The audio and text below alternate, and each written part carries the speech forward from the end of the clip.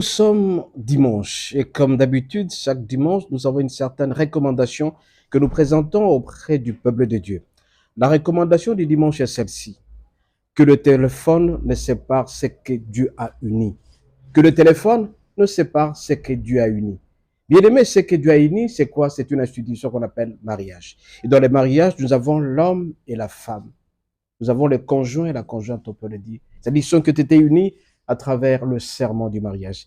Et alors, bien aimé, le téléphone ne sépare ce que Dieu, l'homme, que Dieu a uni. Pourquoi nous le disons, bien aimé? Parce que tant de fois, nous commençons à constater avec amertume que le téléphone devient une pomme de discorde, que le téléphone commence à créer de querelles et de discorde au sein d'une famille.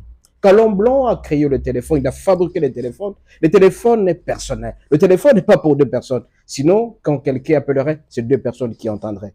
Alors, nous devons faire en sorte que, bien aimé, que l'homme garde son téléphone, que la femme garde son téléphone. Parce que si jamais les deux commencent à se quereller à travers un téléphone, à contrôler ce qui se passe dans le téléphone, la paix ne sera jamais. Bien aimé, la parole de Dieu déclare dans Matthieu que l'homme ne sépare ce que Dieu a uni. Et quelque part, il est dit aussi que les deux deviendront une seule chair. Les deux deviennent une seule chair, bien aimé, à travers l'intimité. C'est là l'intimité qui forme à ce que l'homme devienne une seule chair avec sa femme. Mais quand on commence à constater, malheureusement, que l'homme commence à contrôler le téléphone de sa femme, la femme commence à contrôler le téléphone de son mari, à tout moment, on peut assister à des discordes. Pour l'instant, bien aimé, le téléphone devient l'objet des divorces. Le téléphone devient quelque chose qui commence à créer des problèmes dans une famille, dans un couple. Raison pour laquelle, bien aimé, faisons attention au téléphone. Que le téléphone ne vienne séparer ce que Dieu a uni.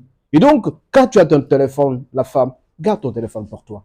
Et l'homme ne jette pas un coup d'œil. De la même manière, la femme ne peut pas jeter un coup d'œil dans le téléphone de son mari. Le mari est en train de dormir, en train de ronfler. Combien de fois la femme retire le téléphone pour vérifier un peu les communications que l'homme a eues pendant la journée. La femme est en train de vérifier le message. La femme, attention, tu auras du piment dans ses yeux. Et quand tu auras du piment dans tes yeux, tu vas pleurnicher et tu vas gâcher ton mariage inutilement. Bien aimé, pour les femmes qui veulent garder leur mariage calmement, dans la très bonne discrétion, vous devez éviter de regarder le téléphone de votre mari. Tout comme l'homme, vous constatez que votre femme travaille quelque part, vous commencez à vérifier son téléphone, vous allez créer des problèmes inutilement. Que le téléphone ne sait pas ce que Dieu a uni. Soyez bénis et à la prochaine.